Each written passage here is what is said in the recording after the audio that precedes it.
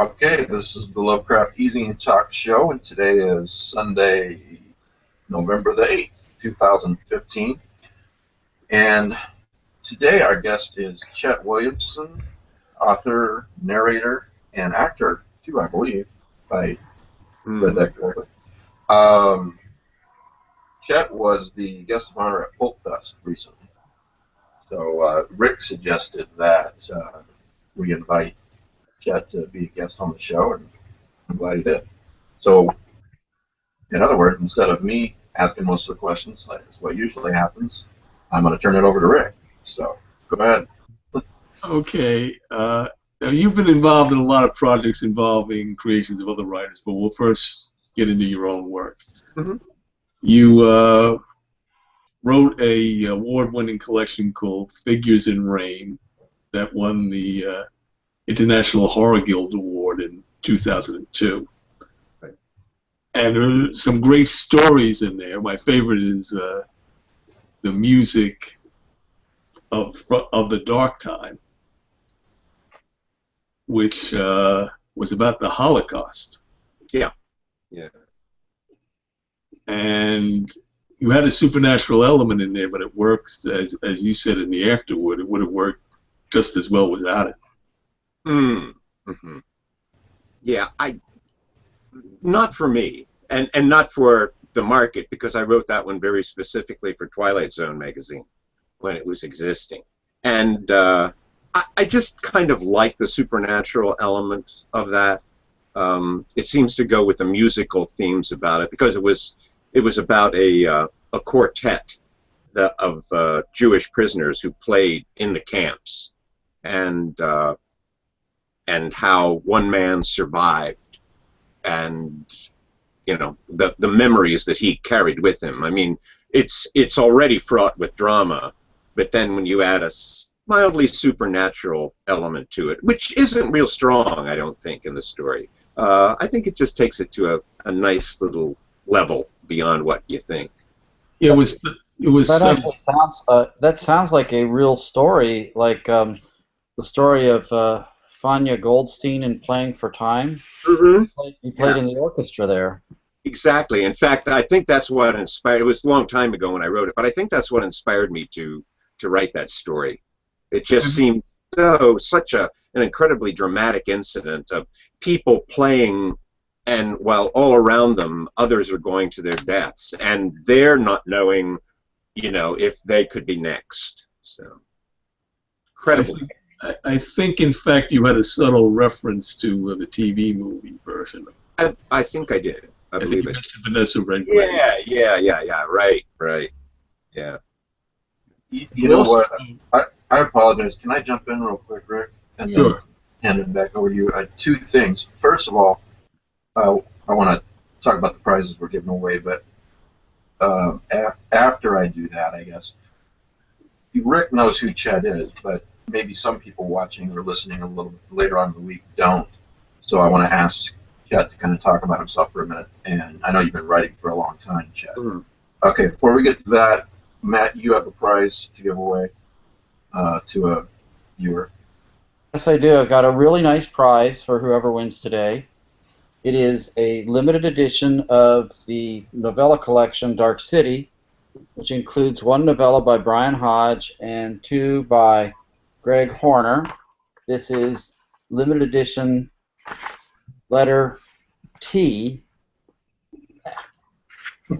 See. That's a great prize. It is signed by the authors. All right, now I'm seasick. Sorry. Oops. So it's a hardcover. It's a gorgeous book.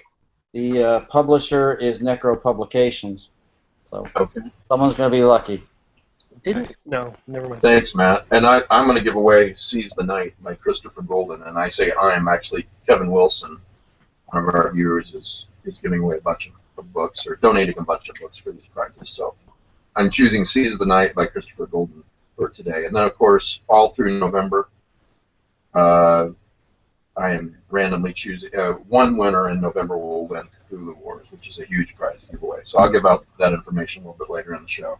So let's get back to Chet. Can you just for anyone out there that don't know who Chet Williamson is, can you give us a short bio? Tell us a little bit about you, what in Sure. your work. Yeah. I started, my first professional publication was in Twilight Zone magazine in 1981. And through the 80s, I sold a piece to the New Yorker. I sold several to Playboy, fiction pieces to Playboy, and which I bought for the articles. And then my first novel came out in 1986 from Tor Books, which was Soulstorm. And I had 4 horror novels with Tor in the late 80s, and a mystery. And then I've just, moved around from publisher to publisher, and done a lot of short fiction, been in a lot of anthologies. Right now, my most recent book is coming out next April, Psycho Sanitarium, which is a sequel to Robert Bloch's Psycho, the first sequel since he wrote his 2.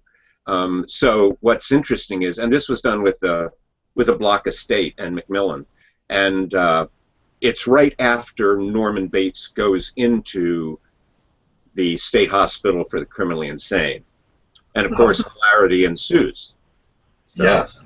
Yeah. So it really was fun to write because Bloch was such a huge influence on me, and I met him several times, and was a very nice man, and actually blurbed my first 2 novels.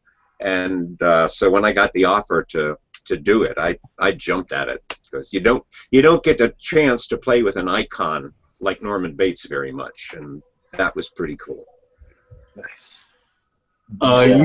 When you wrote the sequel, you had to deal with the fact that the Norman Bates created by Bloch is physically different than Yes. Anthony Perkins. Yeah, and I kept that. Also, his age in Bloch's book, he's about 40. Right. So, yeah, and he's kind of heavy set and more like the original Ed Gein, who was the guy who inspired Psycho. So yeah, so I kept that. It's not a major part of the book, but I'm sure that a lot of people who read it are still going to picture Tony Perkins. So that's you have to deal with that. You said at Pulp Fest that you put some Easter eggs in there for Bloch. Just a few little comments and things here and there. There's a prologue in the book that I think only really, really deep Bloch fans will get. It's a reference to Famous Monsters of Filmland, a certain issue, and I don't want to give away more than that. But it was a 1960 issue, and Bloch was sort of featured in that. Yeah, so Is this a short story? Is it gory? The story? No. What? The reference, is that to a short story? Oh, no, it's not really to a short story. Oh. It's just a reference to Bloch if you know that particular issue. Okay, I just to let you know, I was wondering if one of my favorite stories by him was The Plots the Thing. The what? He wrote a story called The Plots the Thing. Oh, yeah. Which was a tribute to horror. Mm-hmm. So, and does have an asylum angle to it too. But Yeah. let's get back to your work. Okay. Since, as you noticed, most of the people here are fanatical book collectors, as you can tell from the background. Yeah. Well, look at Chet's background, though, too. Yeah. Yeah, him and I could be brothers, for crying out loud. It's true. And you wrote a story that works on many levels called The Bookman. Uh-huh. There were 2 explanations for what's going on in the story. I'm going to avoid the second one. But the first one was sort of a Lovecraftian reason why a person might become a fanatical book collector. And I'd like you to explain that one. That story was based on a house that I dealt with. My wife and I went to an auction wow, back in 1977.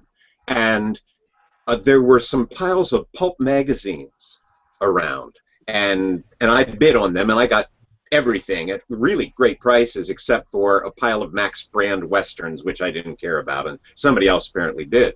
So after the auction, this older gentleman came up to me and said, you like those pulp magazines? I said, you bet I do. And he said, well, we've got a lot more. I just put them out to see if they would sell. The man's house was filled with fiction. It's very much the way I described it in the book. There were boxes of books everywhere. I bought the pulp magazines and filled my dad's pickup truck bed with piles of pulp magazines, some of which were in pretty bad shape, but others which were great. And in fact, yesterday I was at Pulp Adventure Con in New Jersey and had a table and sold some of the All Stories. From All Story was a pulp from 1913. Oh, I'm sorry. The issues I had were from 1913 to 1915, and there was a lot of Edgar Rice Burroughs and early fantasy in there. So finally, I decided it was time to get rid of some of these things, and yeah, so the things I bought that day, I sold some yesterday. But the guy had 20,000 paperbacks, vintage paperbacks, which I also bought, 50,000 hardcovers, and this stuff was all fiction. And he carried around this book called the Victoria Library. He called his library the Victoria Library, and it was in a very small house. The boards, it was one story, older house, and the boards of the ceiling were bowed with the weight of the stuff in the attic. There were just boxes and boxes of books in the attic. And I got a book dealer friend of mine, and he bought all the hardcovers, and what he didn't want, he offered me, and then we found, then he ran like a week-long book sale out of the house where people could come in and pick whatever they wanted for $1 a piece. But it was incredible. Unfortunately, there were no Weird Tales and there was no Arkham House, so you can't have everything. But it was really the find of a lifetime, and that, you know, and I thought about what makes a person act like that, become a collector to the extent that it takes over everything else in your life. Because the son told me that when they would go on vacation, his father would stop the car at every bookstore, used and new, and he would leave the family in the car, and he would go inside with his catalog to ensure that he didn't buy the same book twice, and then he would come out with an armful of books, and that was all he did. And he read and he read and he read until he died. And then the collection, the Victoria Library, was dissipated. So, but it was just an amazing story, and that was the launching pad for it. Well, you said that a hauler type creature, maybe from outer space, could be causing somebody. Yeah. To do that. I did. You know, the idea that that an alien intelligence had gotten into the house, and it sounds stupid when I talk about it, but hopefully in the context of the story, you know, it comes off as mildly believable if we suspend our disbelief. Well, that's like the fun part of the story. Yeah. I mean, I said it worked at many different levels, because you come up with a more interesting explanation down, but I don't want to reveal that. Right. Well, it's basically the idea that when people become involved in that sort of thing, this sort of becomes a moral lesson not to get too tied up, so that you lose everything connected with your life to your obsession. And in fact, I think the name of the anthology, Gary Razor's anthology that he edited for Dark Harvest, was called Obsessions. And so the book collecting obsession was what I wanted to write about, because I'd been a victim. You you've written 2 short stories that you consider Lovecraftian. Yeah. Mm-hmm. From the papers of Helmuth Becker. Yeah. Which was Lovecraft's Legacy originally. Am I correct? Right. Right. And is in your Figures in Rain collection. Yep. Mm-hmm. And the other one, I don't remember the title now. I know the plot inside of that. It's called Appointed. Appointed. And that was in Black Wings 2. That's in my new collection, The Night Listener and Others. Which just came out from PS Publishing. Right. Mm-hmm. Yeah. So. Yeah, I'm about to order that. Oh, good. Good. Well, I hope you enjoy it, because it's those the stories in Figures in Rain were a bit more supernatural in subject matter. The ones in The Night Listener, there's supernatural in it, but there are also some straight out and out horror stories. Like I was happy to get a story that I'd written for Joe Lansdale's not Dead in the West. Wow, Razored Saddles, an anthology that Joe Lansdale edited, and it was called Your Skin's Just as Soft and Purty, He Said, page 243. One of the meanest stories I ever wrote, I think. That's it. It's a horrible story, and that one's in the new collection. It wouldn't have fit in Figures in Rain, which was somewhat milder. Ash Tree Press in Canada did that one. Now, you created a fictional film version of Haunter of the Dark. Mm-hmm. Yeah. Yeah. That it came about because I was at the Horror Find convention in Gettysburg, and I was a guest there, and there were all these actors, you know, at their little tables signing autographs, autograph pictures, and things like that, and the characters in that are sort of modeled on some of the actors who were there. Richard Johnson, I'm sure that's his name, who was in The Haunting. Yes. Yeah. He was there. Wonderful gentleman, very polite, very, gentlemanly, and he was sort of my inspiration for the character in that story. But yeah, that one's pretty Lovecraftian. It really is, and things come when the stars are right, and the Decadocahood run is in the proper position. I don't know. But it was fun. And from the papers of Helmuth Becker has the ghost of Lovecraft as a character. It does. It does. Yeah, it has a. Well, I don't want to say too much, in case somebody decides to read it. But yeah, Lovecraft's spirit sort of comes back, and his love for cats too is a major part of that story. And I think I've read that. It's there's ringing a bell. Yeah. There's not many single lines from short stories that stick with me, but the one line in that short story is I guess it's been 20 years now. It still sticks in my head. It's that I don't really understand that, but I just love the way you carve up the bitches. Yeah, because Helmut Heckers is the anti-Lovecraft. Exactly. Right? Yeah. Yeah. Yeah, he's a real psychological problem, and the story is written from his point of view, like his diaries. Yeah. Oh man. So yeah, there's been several. I've read dozens of stories about authors meeting their fans. Mm-hmm. This one seems to stick a little. Obviously it stuck with me for a long time, and still today.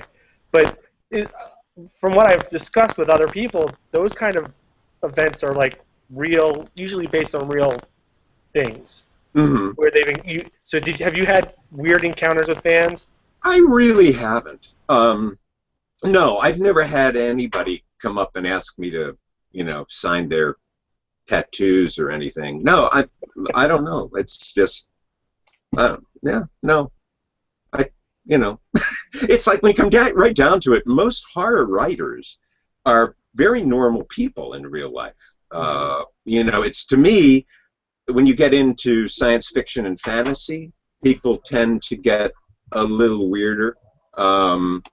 It's like I go to Nikon every year, which is in Rhode Island, Providence, Rhode Island. It's a small horror convention. And, yeah, people are just normal and friendly, and, you know, maybe have some ink and some strange beards and stuff like that. But, hey, who doesn't every once in a while, you know? So, yeah, no, it's just, I don't know, science fiction or horror people are just really nice. Maybe it's because we get all our venom out in writing. I'm not sure. Yeah. It's not too late, though. It could still happen. Could still what? It could still It happen. could still happen. Oh, it could happen. Yeah, I could come across a psycho weirdo type. I don't know. Or I just hope. someone who says, "Please sign my tattoos." Yeah, that'd be all right. Have in mind. Depending on where the tattoo is. I was at Spooky Empire, which is this big horror convention, media convention in Orlando, and literally people were getting Patricia Quinn and Little Nell and Tony Todd to sign their chests or their backs or their arms, and then walking into the tattoo parlor. Yeah. There's like 30 tattoo parlors set up. Oh man, you've got to be a real big fan to do that. Yeah. Yeah, the only time I had heard of that, besides the way you just said, Pete, was that Doctor Who fanatic that had all the Doctor Who actors do that. Yeah. Well, there was just a thing on the TV from one of these reality shows. I don't know, L.A. Inc. or whatever it might have been called, and there was somebody who had been at a convention and got a few autographs and was having all the autographs Tattooed in. and I thought, okay, I guess that's. I mean, if somebody asked for mine and went and did that, I'd like it, but I'd think it was strange. Yeah. Joe, when you get that, when you hope to be early on in the process of that, because as space runs out, they have to become more creative. Well, the problem is I'm the true weirdo here. So if that's gonna happen to anybody, it probably would happen to me. You know. Yeah. But I absolutely agree, Chet. When you look at fantasy people and you look at sci-fi, science fiction people, and then you look at us horror, weird fiction people, I do think we're the quieter, more normal. I think. I mean, I've been at plenty of horror conventions, and people don't recognize. They think we're the same as the Tupperware convention next door. Right. You're all quiet. I thought you were all crazy and Dracula and stuff. It's like, no, They think we're all goths or something. Yeah. When we were at Pulp Fest, Chet, we saw the real crazy people. They're animated. That was great. That was great. What was the name of that con? But there were thousands of them, and they were in the same hotel as Pulp Fest. And these kids, they just had such wonderfully imaginative costumes, and being these comic characters and anime film. Cosplay. Some of that is just amazing. The care and talent that goes into the creation. Amazing stuff. And they were great kids. They were friendly and nice, and they didn't get drunk and throw up in the planters or anything. It was cool. Unlike us Pulp Fest guys. Yeah.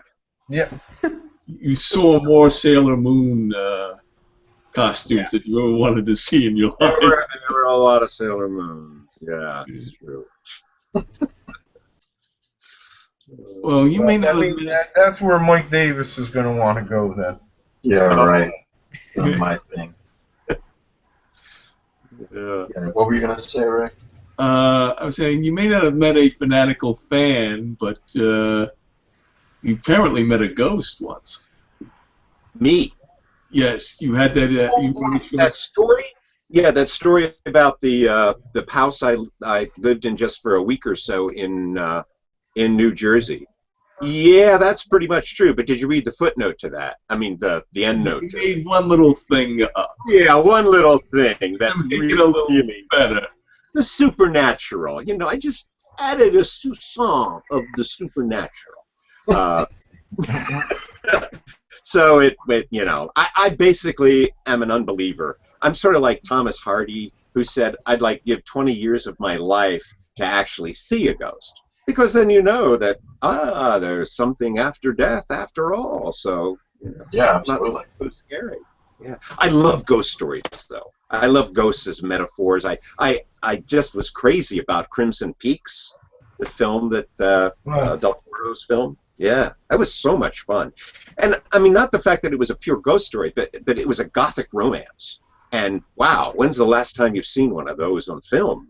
You know, done as well as that was done. I know a lot of people have been trashing it for saying it was predictable, but I think he wanted to deal with those tropes, and he did so beautifully. I just love the hell out of that film. Is M.R. James a major influence on you? Oh, I love M.R. James. I mean, I have his stuff. I have several editions of his work. I've got the Ash Tree, Pleasing Terror. I actually have several editions of James on my Kindle.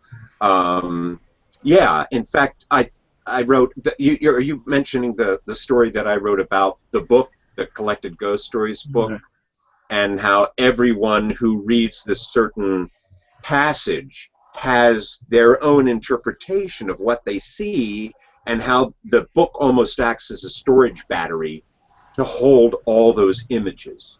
And it's the classic one in "Oh Whistle and I'll Come to You, My Lad," where he's in bed and the sheet sort of rises and forms, and he talks about it as seeing a face of crumpled linen, which is one of the softest, most gentlest descriptions you can imagine to describe a ghost, and yet it can be one of the most potentially horrifying, just because he lets the reader's imagination decide what it was. In fact, I borrowed that idea in another story in that book called Prometheus's Ghost, where a figure forms out of old crumbling newspapers.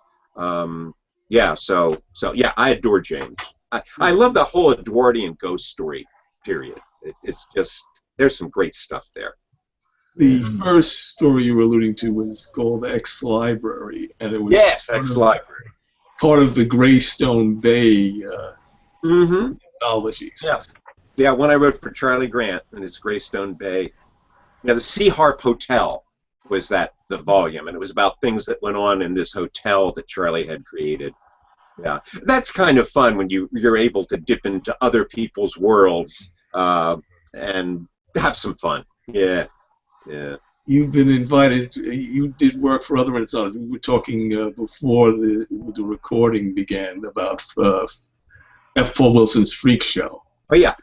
It was the second Horror Writers Association anthology, and Paul created a circus, which was basically a freak show, and then we all did a story for that, and that really was fun because I sort of had Robert Johnson as my inspiration there, the old Delta blues singer. And if you've ever seen a few photographs of him, and there's only one photograph of him actually, no, there are two photographs of him playing, I'm sorry, but his fingers are so long, and so I basically extended Robert Johnson's fingers and made him kind of appalling, although I don't call him Robert Johnson, of course, because I like Robert Johnson. I wouldn't want to dishonor his memory.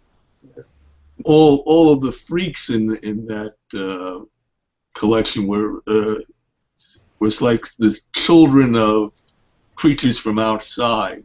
Yeah. I forget what the basic premise was, but that was a while back. I don't recall much about that story. It's sort of Wilson has his own little. It parallels Lovecraft. It's really not mythos. And it was sort of paralleling the Dunwich horror, but there's some crossovers with Lovecraft, but he's not supposed to be strictly Cthulhu mythos. Mm-hmm. Do you mind if I jump in, Rick? I want to go back to Charles Grant for a second. You knew Charles Grant, Chet? I did. Charlie was a good friend of mine, and yeah, it was really hard the last few years because he had very bad COPD, and basically lived in a hospital at that point. And Laurie and I visited him several times, but we mostly saw him at Nikon. And we would hang out with him a lot. He was just a great guy, and yeah, he's really missed. I've heard that, and I'm a big fan of his writing. He's a great editor. Yeah, great editor. Oh man, really. And his writing and the type of stories he edited and the type of stories he seemed to like was this quiet type of horror, which I really am a big fan of. Mm-hmm. Yeah, yeah. Yeah, I was lucky to get in the final volume of that, called Final Shadows. I had a story in that. But Charlie was instrumental in getting Horror Writers Association started, back then, Horror Writers of America. And, yeah, he was just a real force in the field. We really miss him. Yeah. Did you probably did, I don't know. He wrote a lot of books. His Black Oak series, I think it was like 6 books. Yeah, I remember that one. Did you read those? That was good. I did, a long time ago. Yeah, I don't think they were hugely popular, but at least I get that feeling. But I love them.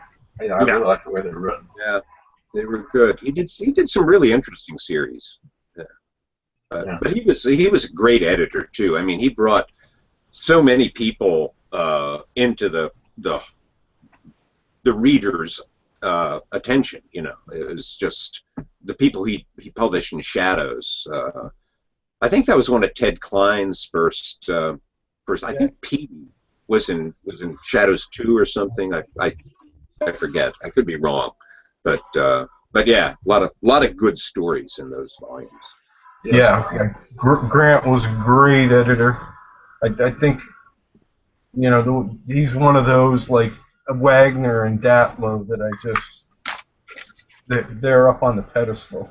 They really are. Yeah, they're all fantastic editors. Yeah.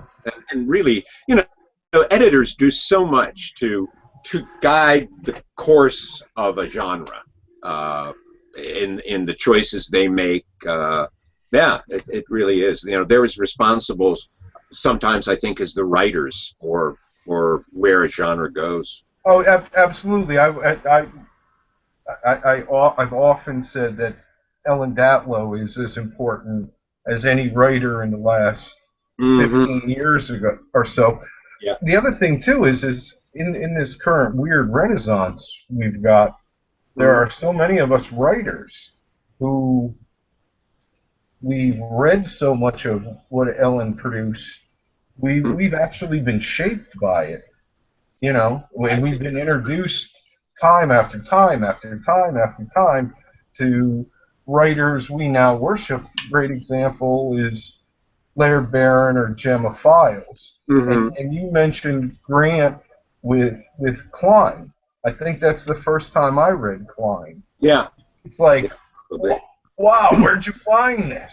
Exactly. You know? Yeah. And Grant, that's one of the jobs of a good editor is to find new voices like that, not just keep publishing, you know, the same. And again, yeah, and I concur. If you look at Wagner, if you look at Grant, if you look at Datlow, the great editors, you know, here's 2 or 3 people, and they're big names.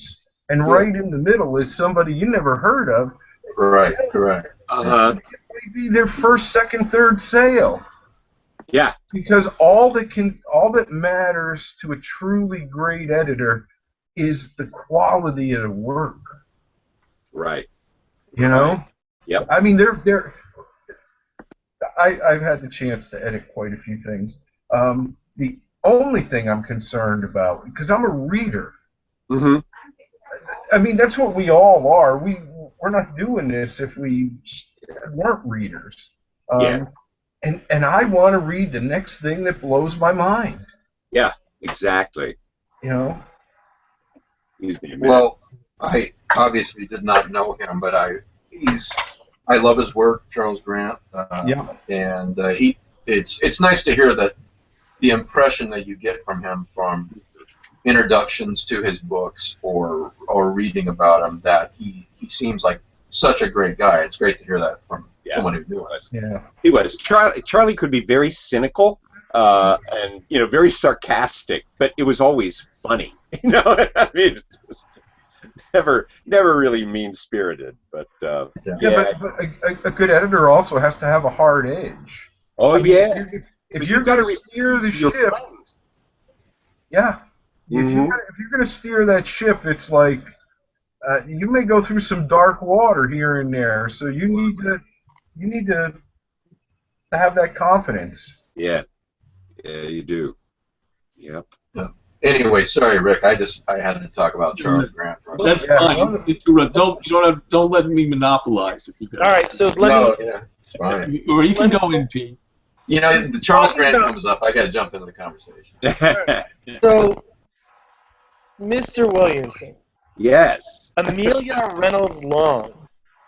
Yeah. Amelia Reynolds Long. How did that come about? That came about because, I was in the esoteric order of Dagon. We would sacrifice babies, No, it was an amateur press association, Lovecraft. We were all published. And yeah, right. And really, that's when I started writing for those guys. And somebody in the EOD contacted me. I don't want to say. It might have been Scott Connors. I'm not sure. But he said that Amelia Reynolds Long, who had written for Weird Tales and other pulp magazines, lived in Harrisburg, PA. And so I contacted her. She worked for the Pennsylvania State Museum. And went up, I called her. I said, I'm a real big fan of the horror pulps and the science fiction pulps, and I would love to meet you, to hear you and discuss these things with you. And she was absolutely, delighted to talk to me, and I took her out to lunch. And I think I met her in her office first. But we had a lot of visits together. I mean, we kind of hit it off, and I would contact her and say, hey, can I take you to lunch, in a couple days or something. So we did have a number of meetings, and I wrote a little article about her, and then started reprinting in my EOD zine some of her stories and some things that she had not had published.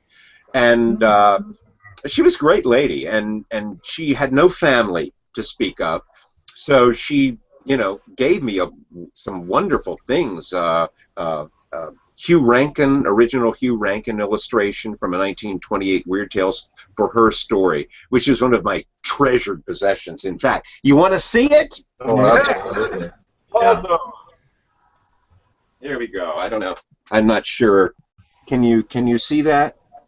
I'm getting a lot of reflection. Yeah, back it up just a little bit. Back it up just a little bit. Twin. There we go. I'm trying to read the title. Twin Souls.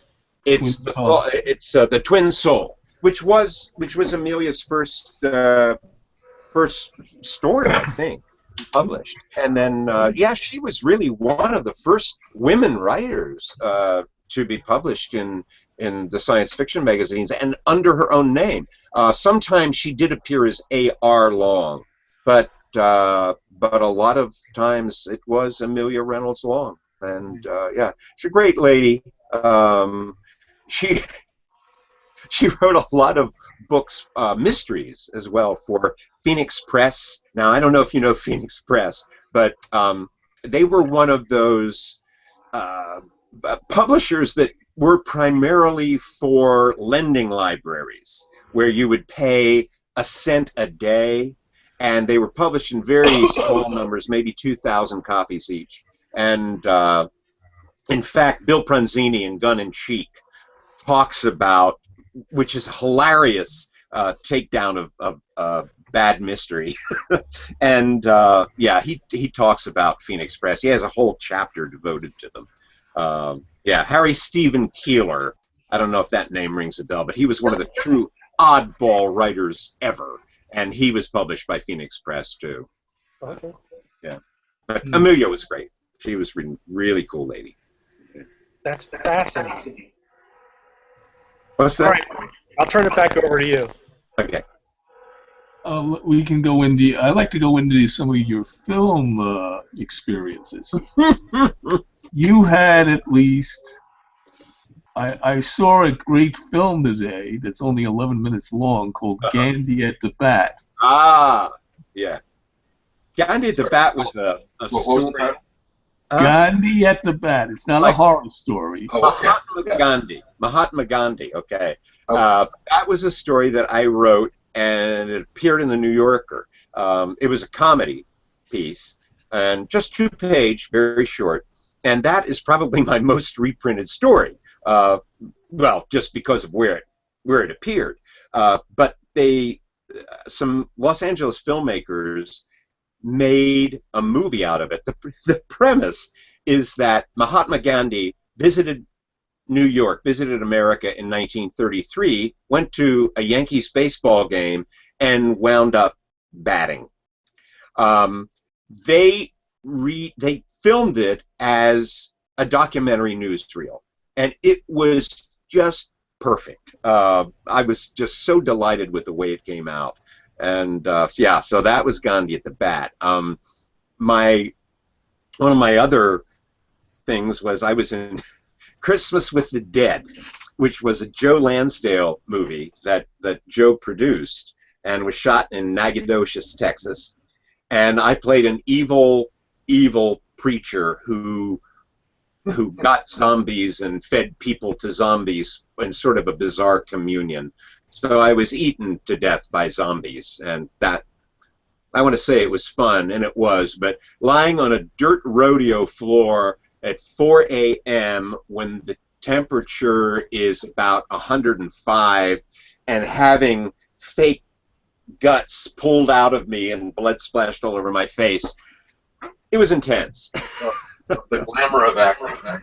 It is. It's so true. It's so true. Yeah. But it really was fun. The experience was terrific, and the film is available from Amazon. So the DVD. So yeah. What was that title again? Christmas with the Dead. That's right. Okay. Yeah, it's a very touching and heartwarming film. Anybody With wants a moral. If you want to see Gandhi at the Bat, you have to pay Amazon to watch it unless you have, I think, Prime.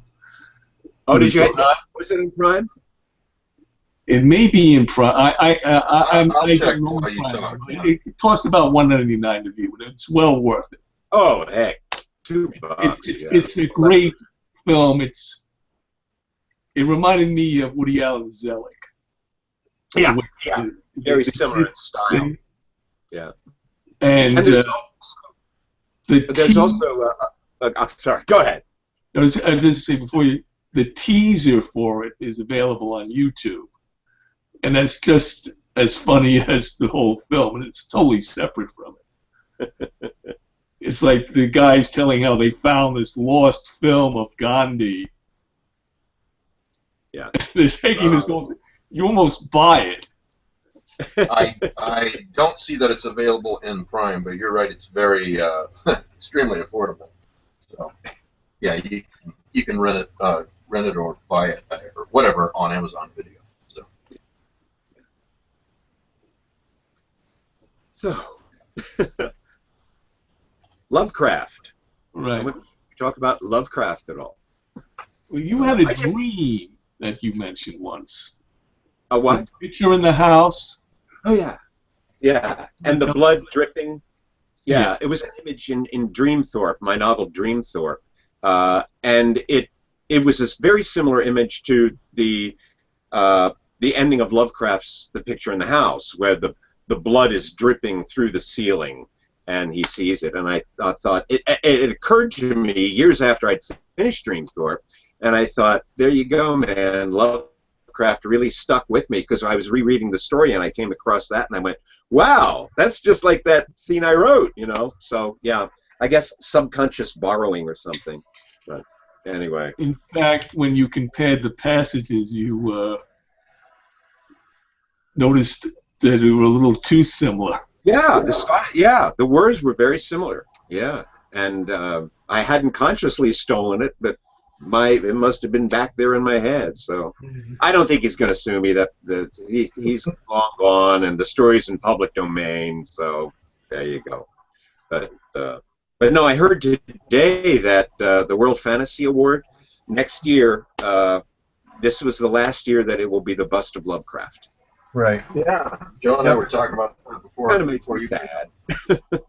Who are they going to replace it with? What's that? Who are they going to replace it with? I have no idea. They haven't decided. There's been a lot of talk of a chimera or whatever. I don't see a problem replacing the award. I mean, it's sad to see the Gahan Wilson thing go. I know. But I agree.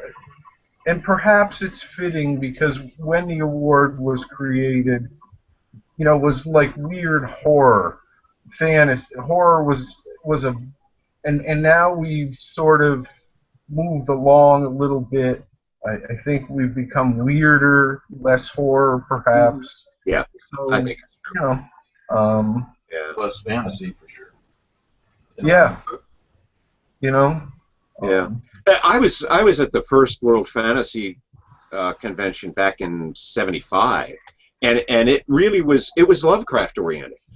We were in Providence, and almost all the panels were about Lovecraft in some way or another. So it seemed fitting that, you know, his bust would be the award. But you're right. I mean, times have changed, and I know a lot of people are sensitive about the racism and everything, which, you know, we have to admit it exists. For me, it doesn't make Lovecraft really a lesser writer.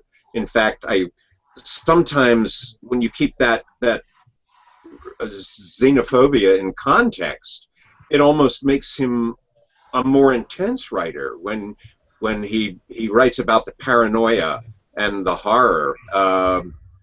You realize what that he's talking about race. And I mean, Joseph Conrad did the same thing in Heart of Darkness, in a way. So he was a product of his time, and people say that he was worse than a lot of people, and I'm sure he was, but he was better than a lot of people too. I mean, he never did anything about it. He pretty much kept his racism to his private letters and things that he didn't have published. Although a lot of people claim they can see racism in some of the stories, like The Horror from Red Hook, which I love. I happen to really like that story. Yeah. But yeah, I can see people's point. I have to make one comment that the World Fantasy Awards have just announced that this last set of awards is the last time they're using the Lovecraft bust. Right. Right. Yeah, that's what we were just talking about. Maybe. Yeah, it's that. I think it was. Some people said they knew about it a couple weeks ago, but it was officially announced today by David Hartwell at the convention. So. Yeah. Would you mind, Chet, talking, since it came up? Would you mind talking a little bit about that first World Fantasy convention? Man, that was so great. If people want to see the pictures that I took, go to what's the picture storing site? Flickr. Flickr. Yeah. Go to Flickr and look under my name in Flickr is Hunding. It's after a Wagnerian character, Hunding, and I've got all the pictures that I took there on my Flickr site. And it's great. I was a fan. I had not really written a word. You know, I'd done some EOD stuff, but I went up there and I was surrounded by all these giants, guys I considered legends, Robert Bloch and Frank Belknap Long and Manly Wade Wellman, and who won the Life Wait. Maybe they didn't have a Life Achievement Award, I don't know. But he won one of the first awards. And, oh, geez, it just went, H. Warner Munn, J. Vernon Shea, who I knew through the EOD, but who had been a correspondent of Lovecraft's, And it was great. And we drove around and saw all, the houses that Lovecraft had lived in, and the Charles Dexter Ward house, and went out to Swan Point Cemetery. And I mean, it was just incredible. For me, I was a real fanboy, and when it comes to Lovecraft, I still am. But it was like being in heaven, in Lovecraft City, with all these people who had been inspired by him and his work. And Gahan Wilson was there because he had done the bust. And yeah, it was just amazing. Just amazing. Was Ramsey at that? Ramsey Campbell? He was. Ramsey yeah, was. Yeah. And so I took basically a whole suitcase of Arkham House books. And, I had all my Arkham House books signed by these guys. And, oh man. Yeah. Even Frank Blanc, he signed one for me. It might have been later when he did that. But he wrote to Chet Williamson, S-H-E-T. And I was just glad that he didn't get the vowel wrong, too. Yeah. But it was great. Yeah. Well, that's great.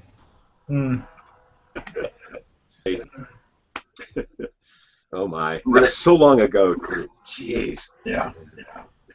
Rick, you have some more questions? I'm sure. I'm going to ask you a question about something you've written that I know nothing about. Okay. You did a series called The Searchers. Yeah. Could you tell us a little about that? Yeah. I was approached by Avon Books and asked if I was interested in doing a series that I could create, but it was paranormal. Back at that time, Men in Black, The X-Files, all that stuff was going on, and I think they wanted to cash in. So the deal was that I would own the rights. I mean, this was not a work for hire, but that I could create the characters and do what I wanted to do. So I did, and it was really fun. And I wrote 3 books in maybe 2 years for that. And I'm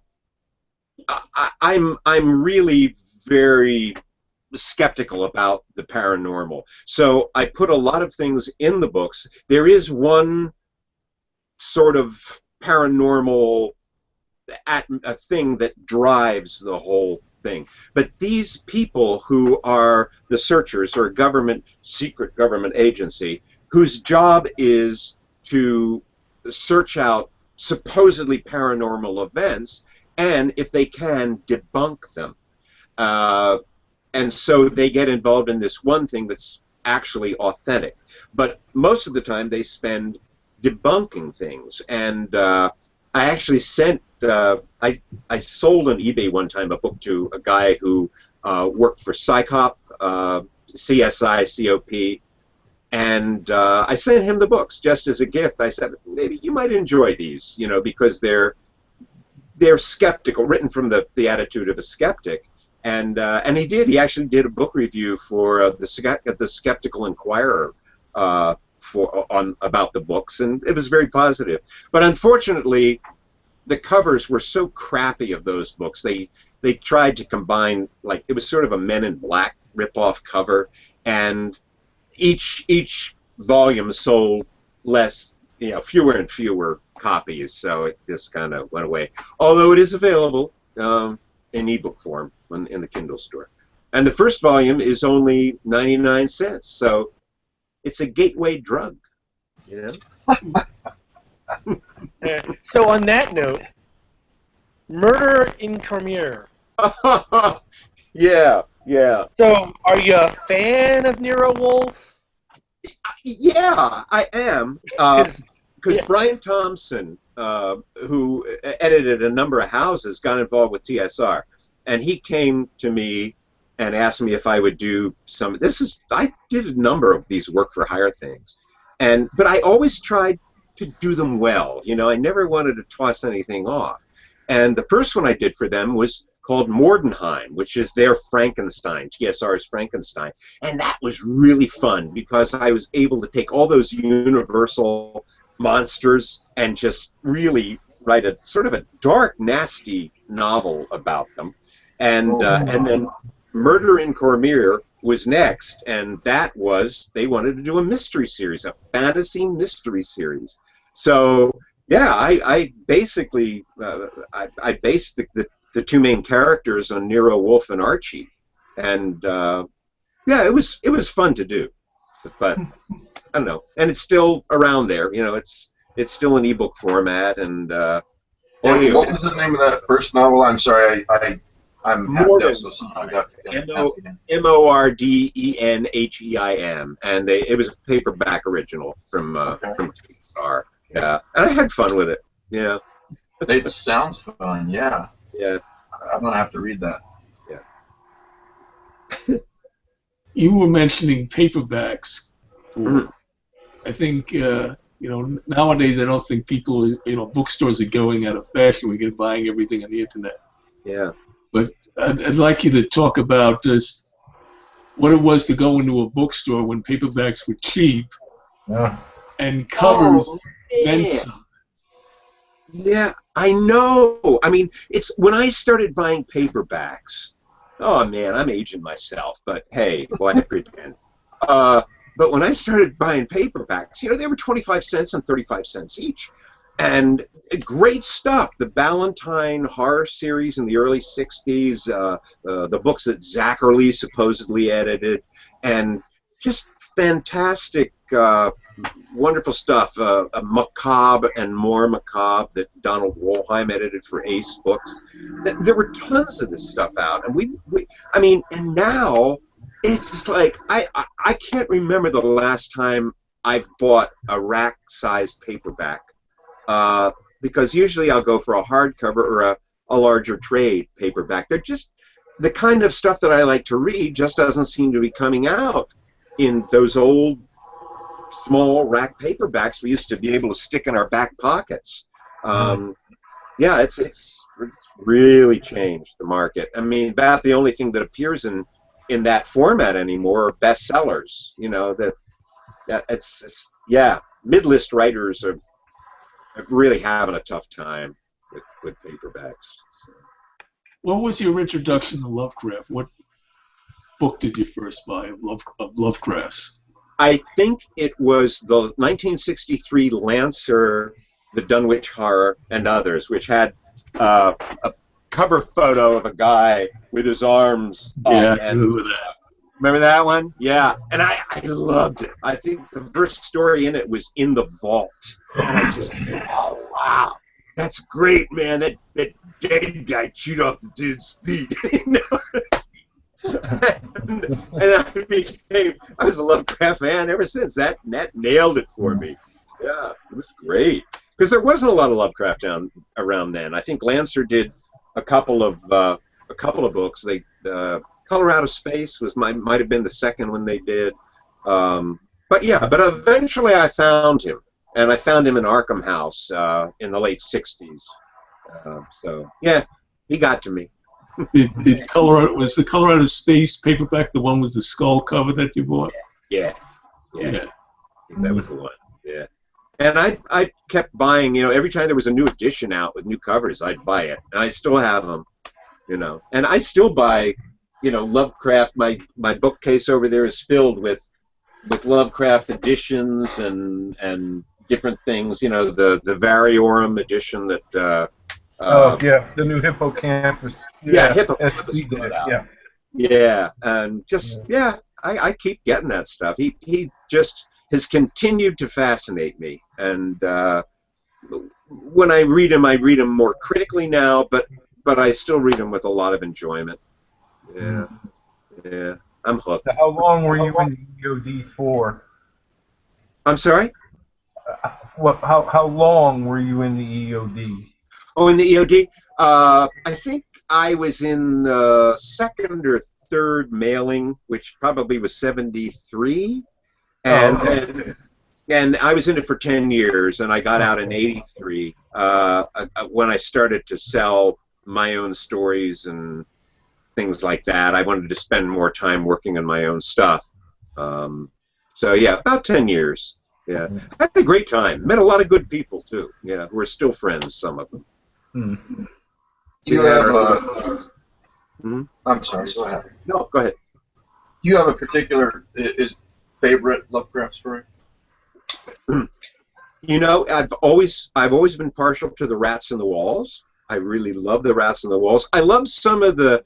It's funny, but I love some of the standard horror stuff rather than the mythos stuff. I like the mythos stuff, but he was such a powerful writer in so many ways, and I've been trying to buy up these Weird Tales replicas that are coming out, so at least I can have a copy of when he first appeared, his first Weird Tales appearances. But yeah, I mean, it's just great. What about modern weird fiction writers? You know, like in your article on your site, you mentioned Laird, you mentioned Tamagotchi. Who are some of your favorites? It's funny. I tend to read older stuff. I mean, I've read some Laird Barron stuff and some Ligotti stuff, and I need to read more Ligotti and Barron. I like their stuff, but you know, I get torn with this older material. You know, Valancourt books. I know. Yeah, very familiar. They do Gothic and Edwardian Victorian mysteries. A lot of that Edwardian Victorian stuff, and yeah, that stuff appeals to me. So I find myself reading that. And there was a book they just came out with called November Night Tales by Henry Chapman Mercer, who was a rich guy, and he built this sort of castle near here in Pennsylvania, down near Philly, called Fonthill. And my wife and I visited and really enjoyed it. And I mean, it was so rich with his personality, the whole building. And he had written a collection of ghost stories, supernatural stories, in 1929 called November Night Tales. It'd been out of print forever, and you know, the few copies I could find on the internet were like $400, $500. Valancourt reprinted it, so you know, I got it and I dug into that, and I just enjoyed the hell out of it. He turned out to be a very good writer, even though this was the only collection that he ever, you know, had published or apparently had written. But yeah, I love finding. That's a really great book title, too. Isn't it? That's a really great book title as well. Yeah. And there was another one that I read recently that they did called Fingers of Fear, that Carl Edward Wagner, it was on his list as one of his favorite supernatural novels. I'd never heard of it, and Valancourt had it, and it was 1930s, and I mean, you know, it was just, oh my God, bodies dumped down wells and incest and all these really kind of, for the time, very edgy things. Yeah, it was really fun. I don't think it was one of the greatest, but I had a good time. I hadn't read that, but I think I read a summary, and it seems to be, it has a lot, it moves very fast. Yeah. What I gather. That it does. It's filled with a lot of stuff, I'll put it this way. Yeah, but the cover, they did the original cover, and is that great? Yeah. That's that is great. cover. So, yeah, that would have been a great dust jacket to find. Now, you must have an appreciation for horror film as well. Oh, yeah. And does your taste run, I'll say, retro there as well? Yeah, it pretty much does. I really like a lot of the older horror films. Yeah, things like Carnival of Souls, I think, was just an eerie, haunting movie, and so cheaply made, and yet it really works. I love it when something like Crimson Peaks comes along. You know, it's kind of an intelligent, well-done horror film. I'm not big on slasher stuff. I mean, I have watched all the Saw movies and Final Destination, because they're all fun just because of the Rube Goldberg ways to get people killed. I mean, I kind of howl at them. I miss those since they stopped making. Yeah, I have I've always, because of Block, had a fascination with serial killers. But I can't stand slasher stuff. Yeah, it gets boring. Yeah. But, I like the Babadook. Did you see the Babadook? I have not. A couple people No, told me I haven't yet either, and that's on Netflix. You can watch that on Netflix. I don't like gore. This isn't Babadook isn't gore. It's really a smart, well-made, creepy film. Yeah, I like that one a lot. I was kind of rooting for the kid to die, though.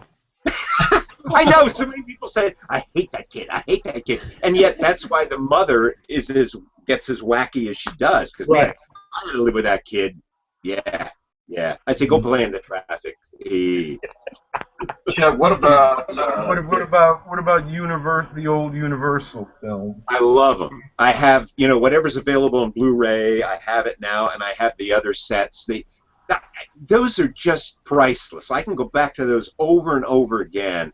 The Son of Frankenstein and the Dracula series, and the Wolfman, and the Mummy, and although the Mummy gets a little boring, but most of those are just so great. Yeah. They're really fun.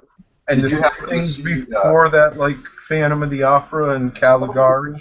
In fact, I was at a record sale today where they sell books and films, and I got the new Blu-ray of the original, the Lon Chaney Phantom of the Opera, which I probably have in 2 other versions, but I thought, hey, it's a Blu-ray, But yeah, I love that classic stuff. Terrific. Yeah. Did you happen to see It Follows? Recent movie. What was it? It's called It Follows. I did, and I didn't quite understand the enthusiasm for it. It just didn't do much for me. I don't know. I liked it until the ending. There were some interesting moments in it, but it didn't hold together for me. My son and I just watched The Final Girls last night, which is a nice play on a slasher film. The final what? The Final Girls. The Final Girls? Yes. Oh, I don't know that. It plays on the one where they find themselves in a horror movie or something like that. They get trapped. They get trapped in a ripoff of Friday the 13th. But they know exactly what's going to happen, so they try to subvert the film, and that does not go well for anybody. Yeah, that sounds like fun. Is it good to watch? It was enjoyable because they played with all the tropes. They can't come right out and say, "Look, the moment you get naked in this movie, you die." Yeah. Everybody who has sex in this film dies. Yeah. And well, that's why I like The House in the Woods, because it takes the tropes and plays with them. The Cabin in the Woods. Cabin in the Woods. Yeah. Cabin in the Woods. Yeah. I think we're all fans of that movie. Oh yeah. Yeah, we just rewatched Cabin in the Woods, and I really enjoyed it more the second time. I guess I got over my, you got to get through the first 20 minutes. I couldn't, I didn't want to deal with the tropes again. Right. Yeah. But that wound up to be a lot of fun. Turning everything upside down. Really. One thing, if you watch that, read the blackboard. Pause it and read what's written on the blackboard on what can kill those teenagers. Okay. Because there is so much time and effort went to writing down the things on the blackboard. And there's one that you're going to just laugh at, which I don't want to say. I think I mentioned it on previous shows. But the one that is a direct reference to Evil Dead, and it's just hysterical. Yeah. Oh well, the number of Easter eggs in that movie has got to be astronomical. Yeah, it's true. Yeah. Which is why it was so much fun. Did you happen to see the BBC adaptation of "Oh Whistle" and I'll Come to You? Yeah. John Hurt. Yeah. A friend of mine made me like that entire set. I don't know where he got them, but they're really not available on DVD over here, I don't think. Yeah. It's only Region 2 or something. And those are really good. Well done. What is that again? The BBC versions of M.R. James' "A Whistle and I'll Come to You, My Lad," and they did a number of a whole bunch of James things. Every Christmas, I think they came out with an M.R. James production, and they were good. Yeah, and Joe, that one was with John Hurt. Yeah, That I have to see. I'm unaware. I didn't know that existed. I will go hunting for that. I think too there was an earlier earlier version of "A Whistle" too. Yeah, well, John Hurt's my favorite actor, so Right. Hurt in doing James, I've got to see. That's, you know. Yeah, but they're hard to find over here in the States. I know. So. Well, I'm in Germany, so everything Germany here. may be easier. Yeah. At least you'll have the right region player. Right. Yeah. Yeah, exactly. So you can get them. Well, I mean, what's the Solomon Kane thing? Oh yeah. I mean, we bought that for like $9, Mm-hmm. and we were watching it here for, I don't know, a year and a half before. Before it came out here. And it came out here, it was dirt cheap. Yeah. I don't know. Who can explain? I'm trying to remember where I saw that. I think it might have been on Amazon Video, but I can't remember. Yeah, I saw it on Amazon. Yeah, I think it was streaming. Did you? I'll definitely look for it. Yeah, it's worth it. Yeah, James Purefoy, I think. Yeah. Yeah. I adore that film. I adored the film. It's a good film. And I really, Kane is my favorite. I know it's sacrilege, but Solomon Kane's my favorite Howard character. I'll agree with that too. Yeah. You know, I loved Conan when I was a kid. I was a sword and sorcery fanatic, but Kane kicked ass. Yeah, Kane's great. That is a great character. Yeah. Well, there is I was just thinking, since we're talking about Christmas with the Dead, there's a character like yours, apparently. I haven't seen your movie, but I'm thinking there was a reverend in the church who was feeding people the ghouls.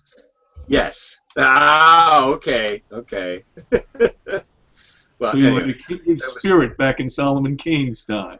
Yeah. Guys, one of our viewers on the message board says, Asa Hale says, Whistle and I'll Come to You, My Lad, with John Hurt is available on Amazon Prime streaming for anyone interested. Excellent. Good. Yeah, it was very, very good. I don't want to keep you too long, Chet. Rick, do we have any more questions for Chet? I'm finished if Chet needs to leave. All right. I guess I do have one final question, but we talked about this briefly before the show, but you did some work with Andrew Backus. Yeah. Talk about that for just a minute. Right. I've done some graphic novel adaptations of Andrew Backus's work. The latest one is Underground from Dark Horse, which is sort of a science fiction kind of thing, but still deals with Andrew's concerns for child welfare. Right. Yeah. That's a very strong theme running through his book, through his work. In fact, he even wrote a Batman novel, and that was a theme. That's right. Yeah. Right, and I really love that Batman novel. That's very good. I know people who don't, but I do. Yeah, that was a good one. Yeah, it really was. And Underground is based on an unpublished screenplay. Right. Yes. Mm-hmm. Right. Yeah, the screenplay. It'd be lovely to see that become a film someday, because they could just use the comic for storyboards. Yeah. Well, I mean, so much of his... Two Trains Running would be a great film. Yeah. Classic. That would be a classic noir film. Mm-hmm. The Burke series, if done right, could be absolutely mesmerizing. I know he's had offers, but he's very hesitant to let his stuff be adapted for film. Yeah. Well, and again, Yeah, I only fantasize about it if it's done right. Right. Absolutely heartbreaking to see that material not done properly. It's true. It really would You be. would really have to get the right actor for Burr. Oh man, yeah, that would be tough. That would. You know, like the Jack Reacher film. You know, have Tom Cruise be Jack Reacher. Yeah. Right. That's not a good fit. No. But you know, one that I'm looking forward to that I think is really going to be a good adaptation is Hap and Leonard, Joe Lansdale's Hap and Leonard great series, phenomenal series. That's going to be a good TV series. I think they've got just 6 episodes in the first season. Doing them for Sundance, I believe, Sundance Channel, and James Purefoy is playing Hap. And Michael, oh man, I always forget this guy's name, but he played Chalky White in Boardwalk Empire, and he played. I know who you're talking about. He's got that scar. It's like James H. White. I feel like an idiot now. I can't. I know. Yeah, was in The Wire. Brilliant in The Wire. Yeah, so he plays Leonard, and man, it's going to be great. And the woman who played Joan in Mad Men, you remember Joan? Yeah, she's going to be in it. Hendricks, I think her name is. What is it? Hendricks, I think her name is. Yes, Christina Hendricks. Hendricks. And that show is going to be great. I can't wait for that. Wow, sounds great. Yeah, I remember a while ago when they said it was going to turn into a series. Yeah. Those are phenomenal books. They are. Well, the director, I think the director is the guy who directed Cold in July, which was really good. Yeah. Oh. Yeah. Right. Did you see the film Cold in July? Yeah. Terrific. A really good adaptation. I mean, they said better it and better. That he'd written Are you talking about Michael Kenneth Williams? Yes, I think that's him, Michael Williams. The middle name I'm not sure, but yeah, that guy. He's great. He's just a fantastic actor. Yeah, that's gonna be so kick-ass. I love Joe's work.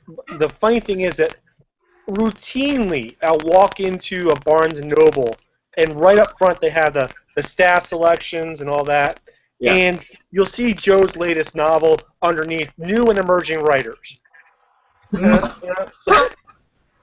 been emerging for decades. Yeah, exactly. Yeah, I'll tell you, the new one, Sky, oh, God, my memory.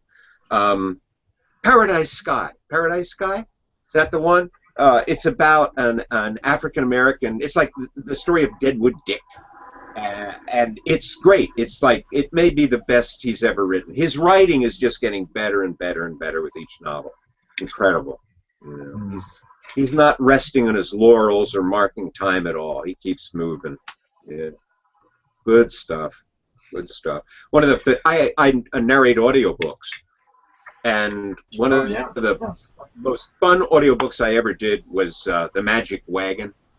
I just had a great time doing that. What a great book that is. Yeah. Yeah. So, years ago, I was at a World Horror Convention, and I was getting stuff signed by Joe. Uh-huh.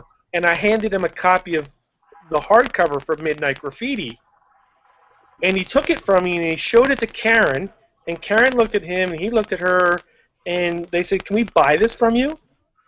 And I was like, "No. What the, but I have an extra copy. I can send it to you." And they said, "Well, yeah, send it to us." So, apparently, they'd never signed a book club deal. Oh. And they wanted a copy to prove.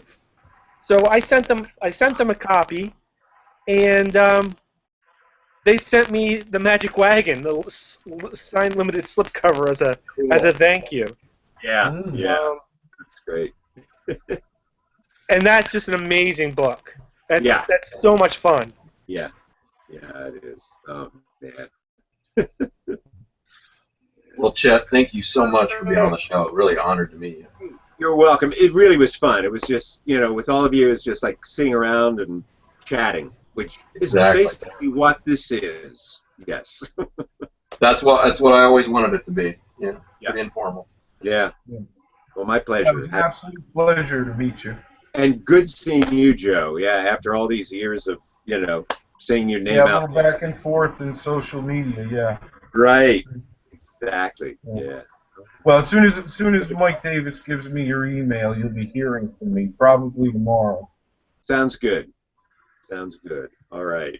Thanks, Chet. All you got to do is close your browser and it'll exit you from the Cool. chat. So Yeah, Thanks have a a great one. Good to talk to all of thanks. us. Have a Thanks good a night. lot, Chet. Wow, what a Well, nice that was guy. a great call, Rick. Hell of a Yeah. guy. Yeah, that was good. I really enjoyed that. I mean, we know he's talented, but nice guy.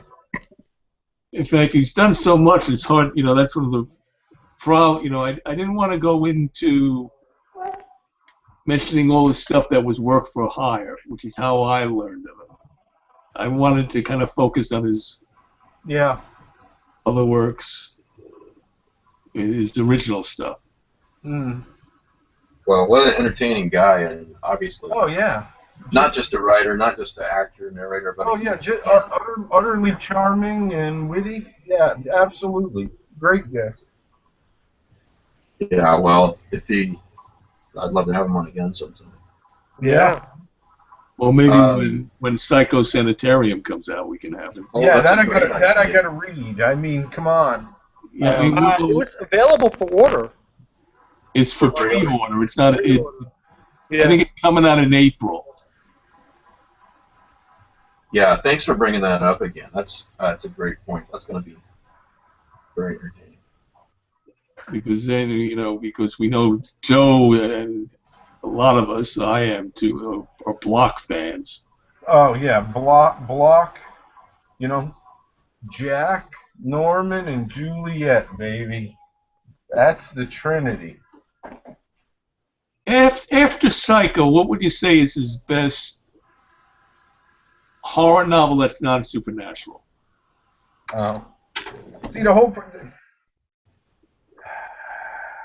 I'm fond of The Scarf. Yeah, I've read The Scarf. My thing is I really love his shorts, and as everybody knows, A Toy for Juliet.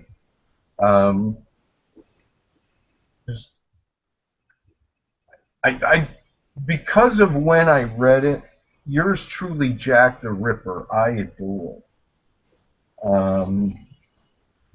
And I know a lot of people don't, but I did, when it came out, I did love Strange Eons. I think Strange Eons is a very good novel. Yeah. And one of the best works is, I forget the name of it, too far away to see, is autobiography. What's the name of that? Once Around the Block. Yeah, Once Around the duh. God, I'm getting old.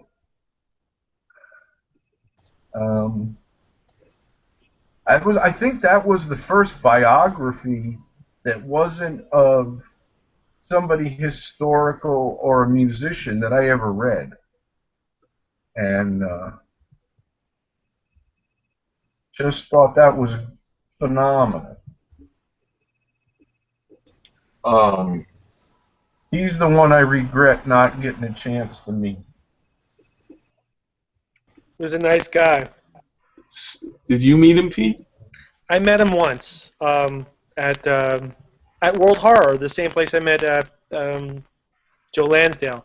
He got out of a cab. I was sitting in the front of the hotel, and he got out of the cab, and he's shaking, and he's trying to deal with his luggage. So I helped him. I got his luggage. I got him checked in, and I got him up to his hotel room, and we had a nice conversation. Really something that someone on staff should have done, but apparently nobody stepped up. So, but this is what. think about the memory you got, bro. Yeah, exactly. You know, you Exactly. can't buy that stuff. Yep. Yeah, I So went I've through, got. Go ahead, Rick. I'm sorry. I was going to say I went through a similar experience with Walter Bonhoeffer, who was the artist on Doc Savage in the 1930s. Did all the classic covers. I actually drove him from New Jersey to Long Island. Nice. I've got something about Blood Will Have Its Season, but Joe is going to be back in a second. Pete, you mentioned on Facebook, and I have not had a chance to see it yet, but a movie called We Are Still Here. That's Yeah. You're implying that it's Lovecraftian, at least somewhat. Is that Yeah. right? Yeah. Well, so I bought. I rented it just because I'm down to like 10 movies on my queue, and I needed to fill up the queue. So I just threw it on there, and it came, and I expected it to be something like Insidious or something like that, and it stars Barbara. Campton. What's that? Campton. Yeah, from Reanimator. So that was a bonus. Right. And it pretty much it's set in, I think, it's set in New England, and it's set in winter, and the whole thing starts out very, very bleak. Everything is covered in snow and is dead. The house is cold. Oh, that sounds great. And they've moved there because their son has recently died. And it's set in I think it's set in the 70s or 80s because there's no cell phones yet. And they meet their weird neighbors, and there is something in the basement that is ghost-like. And then there's talk of something that needs to feed. And they're having a conversation with somebody, and the house turns out to have once been a mausoleum. I'm sorry, a funeral home. And they mentioned that, the guy who ran the funeral home was accused of selling all those bodies over in Essex County. Well, Essex County is a real county, but it's also the county that Arkham is supposed to be in. So then I start looking for other clues, and they go through the whole movie, and they do mention something horrific in the basement, something ancient. But everyone dies before anything can really be revealed about that. But then in the credits, they intersperse it with background history, and the town is Owlsbury, which is the town over the hills from Dunwich. So it has a Lovecraftian tie, and I think, to me, it reads or watches like a good Call of Cthulhu play run in which everybody died early. Well, first of all, even if there was nothing Lovecraftian about it, that setting, to me, kidding aside, sounds really fascinating. Yeah, it's Bleak cold. snow. It's bleak. Very bleak. Yeah. All right. Well, I'm going to have to check that out. But by the way, you better go back to the Chrome browser next time. Yeah. Okay. We can understand you fine. You're just a little crackly. So. No, that's my voice. So.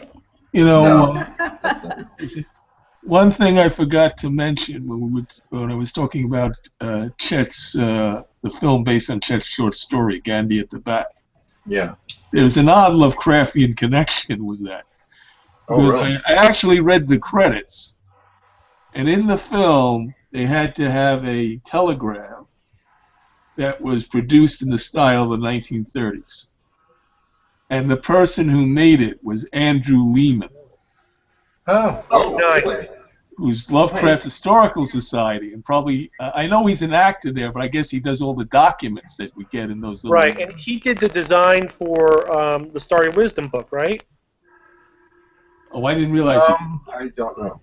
I don't think he did. I thought it was one of Nate Peterson's, because Nate works in the rare book world and knows a lot of people. I'll double check.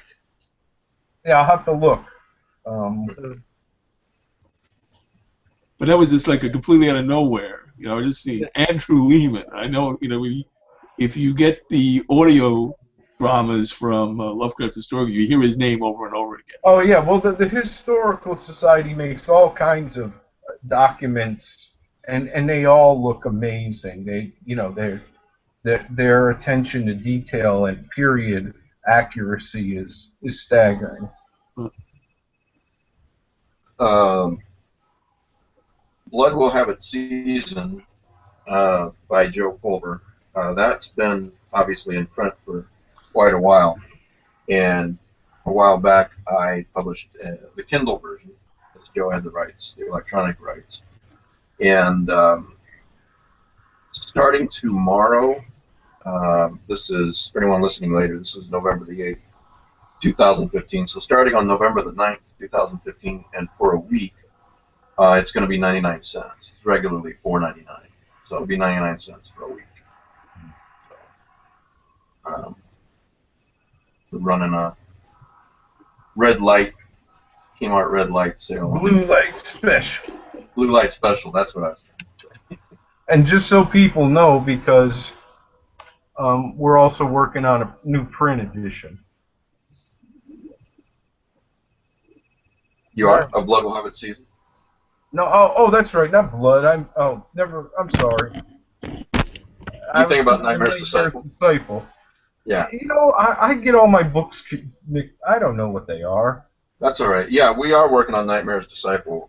That's not available on Kindle either. We're going to correct that and do a new print edition as well. And that's in process.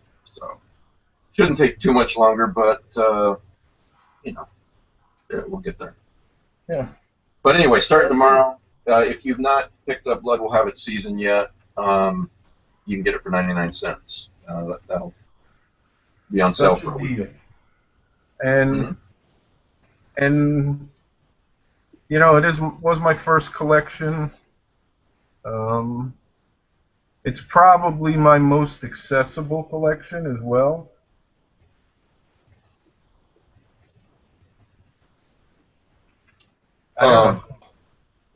Let's see what else I want to talk about. You know, Rick, I recently rewatched the Doctor Who David Tennant episode Midnight, I believe is the title, where he's taking a tour bus or something like that. Does that ring a bell? Okay. Yeah, I remember the tour bus. Yeah, and something's knocking on the wall. Right. You guys remember that plot? Yeah. He's on a crystal planet where nothing's supposed to be able to live. Yes, absolutely. That's the one with the jewel thief, right? No, that's the one where they go to Mars. No, it wasn't on Mars. Yeah. No, right. I think he didn't have a regular companion in that, but I think there was a... No, the companion was the redheaded woman. No, it was Donna Noble, but she's not in the episode very much. Yeah, let me read the synopsis. The 10th Doctor. I'm getting mixed up with something else then. Okay. Yeah, okay, here we go. The 10th Doctor and Donna Noble go to the leisure planet of Midnight for a simple, relaxing holiday. However, life with the Doctor can never be that simple, and things go horribly wrong for the Doctor when he decides to go off on a bus trip to see the Sapphire Waterfall, starting with the bus shutting down. When a mysterious entity infiltrates the shuttle bus, no one is to be trusted, not even the Doctor himself. Oh, I remember that one now. Well, okay. It just struck me, and the reason why I bring it up, how the cosmic horror element in that particular episode, in my opinion. You don't know what it is. You never find out what it is, but it's evidently it's something, and that increases the fear factor. It possesses what the stewardess or something, right? Right. Yeah. Okay. Now I remember. I don't remember it as well, but it was probably because it was so open to interpretation. Yeah. Well, if you guys remember it as much as I do, or like I said, I've seen it recently. Well, I was wondering if you'd agree with me on the cosmic horror element. So, it's like It's a Oh, is that demonic. what it is? It's sort Yeah. of like a take on Lovecraftian demonic possession. Yeah, Possessed from some that's extraterrestrial. possible, but well, you're right about that. First of all, what I got from it was whatever this entity is, it's it's outside the bus. It's temporarily possessing some of the people on the bus, but that to me was a minor element. It was more about what is this to me? What is this entity? What does it want? And they never describe it. It's a nice take on like a locked room paranoia thing. Yeah, that's very You true. see in elevators or submarines, limited space, lots of people panicking. And not really Sometimes- reacting how they morally should, really. Right. And I'm just trying to. It was a bus because I had a vague memory that was something like a space shuttle. Is my memory wrong? No, it's a bus. It's essentially a tour bus, but it's a space shuttle as well because I don't think there's any windows. There's not even a pilot. Yeah. I kind of thought it was something more like a space shuttle. Right, and they can't leave because if they think they leave, they will die instantly. Yeah, there's radiation on the planet. Nothing can survive. But it's easy to mix up with an episode just a few episodes later, a story a few episodes later where the doctor's on the bus. Yeah, I was thinking of the one where he's on the bus and the bus gets transported to a desert planet. Yes, Right. absolutely. It's easy to mix up with that one if you haven't watched the episodes for a while. So, anyway. So yeah, go ahead. We were the last episode I talked about. We were playing Call of Cthulhu on Friday nights. If anybody wants to watch Pete get slowly inebriated on Friday nights over the course of 2 hours, 9 to I thought 11. you were going to say eaten, but never mind. That's fine too. All right. So Mandy says I never get slowly inebriated. No, I just said I don't want to watch you get it. Oh, she doesn't. She It's doesn't a want to watch rapid it. transformation. It's like Jekyll turning into Hyde. There are people out there who will pay for that. Yeah. Anyway. So And when and we're where? We're gonna have some door prizes to give away too. So. When and where can people watch it? Microphones of Madness will provide a link at a little before 9 o'clock on Fridays.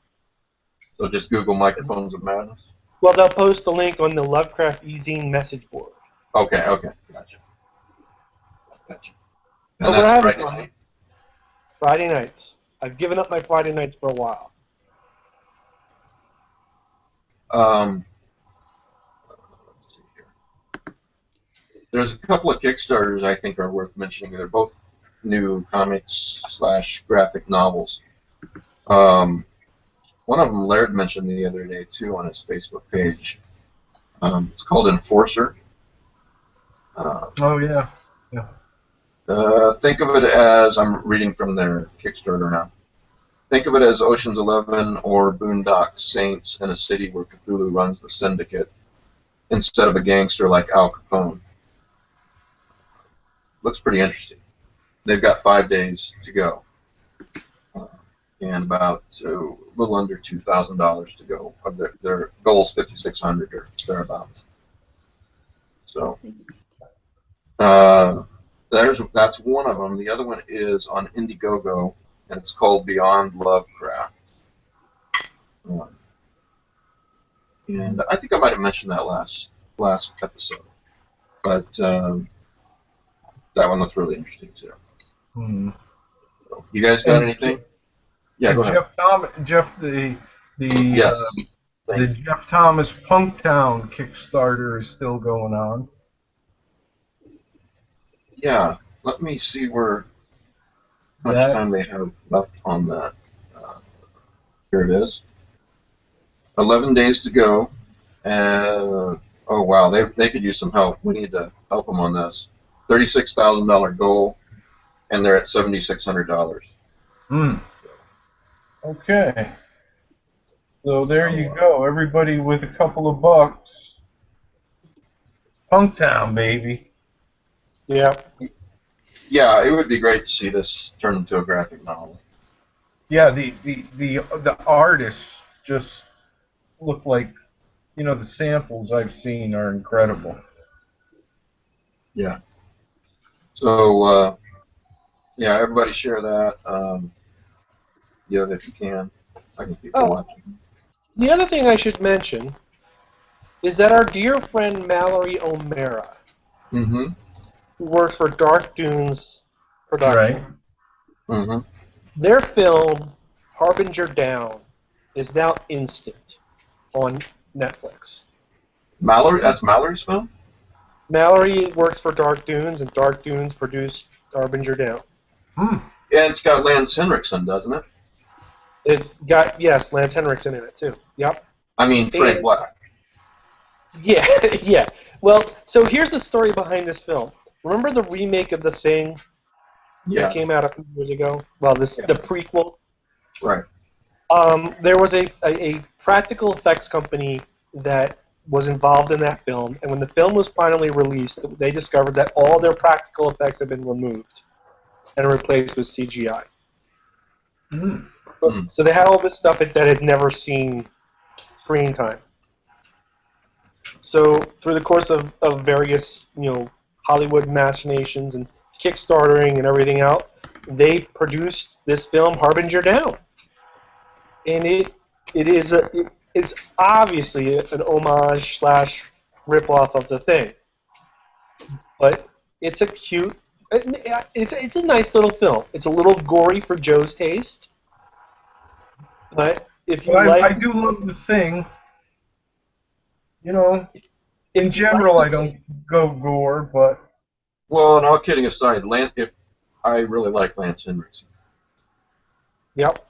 It's not a bad... I enjoyed it a great deal because that's the kind of movie... It is a obviously throwback to the practical effects horror films of the 1980s. Yeah. 80s, late 80s, early 90s. And I really enjoyed it. It's not going to win any awards, but I'll tell you, it does not deserve the 1 star that it has. Oh, really? Okay. It's much more enjoyable than that. What were you going to say, Rick? This isn't far off that topic. Is at the Necronomicon, I spent some time talking to Frank Woodward, who everybody knows from Fear of, Unknown, the Lovecraft documentary, which is brilliant. Right.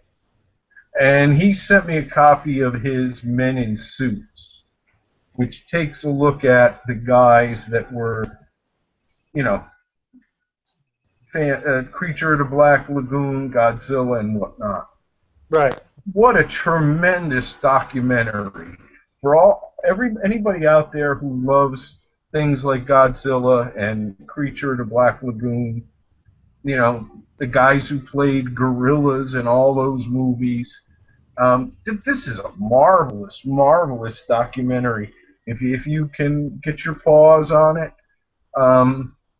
That was a great evening with a big bowl of popcorn and watching this film, Men in Suits. I gotta get that. It was just so charming. It was informative. As a Creature of the Black Lagoon freak that I am, I was just bowled right over. Did they interview the guys who played gorillas in the 1940s? Oh, they got interviews. There's factoids. There's all kinds of still photography and stuff from the movies. There's all kinds of technical stuff. Just a great, great little documentary. Can't recommend it highly enough.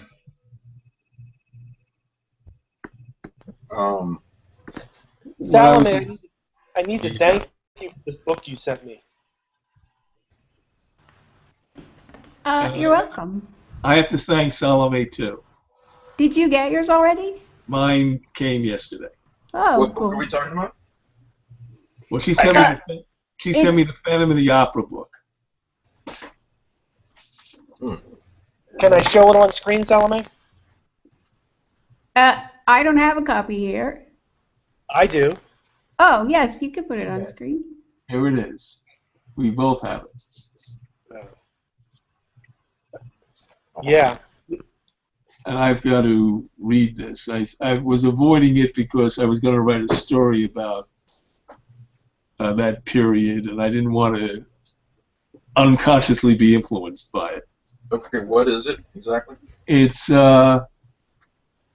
those rosy hours at Mazandaran. Yes.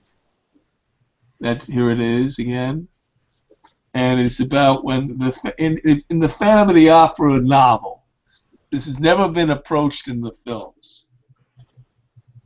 He is born in France. The child, he's born with this horrible face. He runs off, spends a lot of time traveling around Asia, and ends up as an advisor to the Shah of Persia, which was not called Iran at that time, and gets involved in assassinations, building palaces, all these. He has this very long, complicated history in Persia. Yeah. And there have been. This is not the first novel. There was a novel by Susan Kay, I believe, called Phantom, which also went into that period.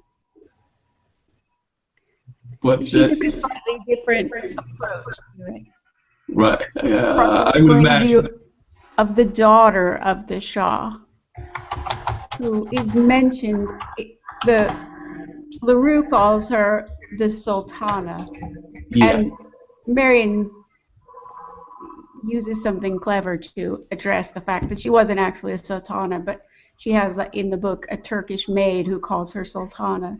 So to address what LaRue did by having her titled as sultana. That would make more logical sense because sultana really isn't a Persian title. Right. In fact, you can get into debates because I wrote an article once on the trying to chronologically assign his travels to different periods, and it's available. There's an early version available on the internet. There's a later version in a book I wrote called Criminal Masterminds. But the thing that's, if you look at the references to Persia being at war with Afghanistan, and the references to the Phantom being the favorite of the Shah's wife. And if you look at when the Shah was married, and if you look at when there were wars with Afghanistan, there's no period where they happen simultaneously. So you've got to massage one or the other. I know when Susan Kay did it, she made it the Shah's mother to fit in with the Afghan war. In the short story I did, I modified the war. I said it was more like a Cold War. Well, I don't want to create too many spoilers for you, but Marion basically used actual historical figures in all of the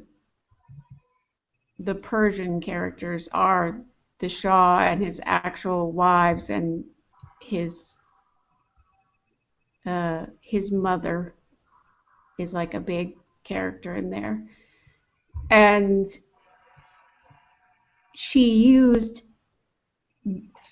one of the Shah's actual daughters who something happened to her. If you try to find out more about her, there's nothing written. Maybe, in fact, she died as an infant or something. But she used that daughter to be the main character of the book. So all the characters have real historical names.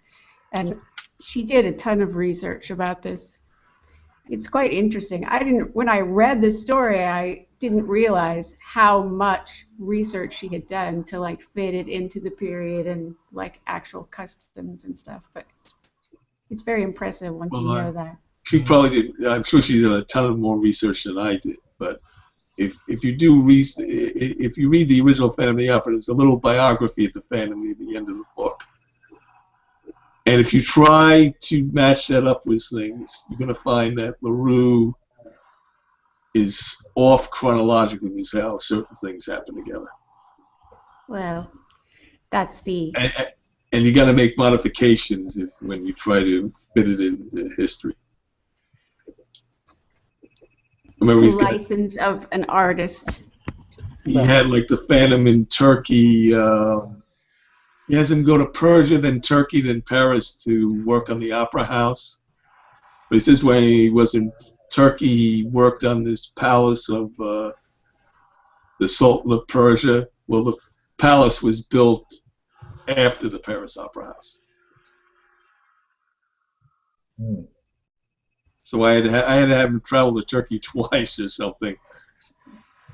He needed some cash, so he left Paris to build a palace in Turkey. Well, let me know what you think of it when you read it.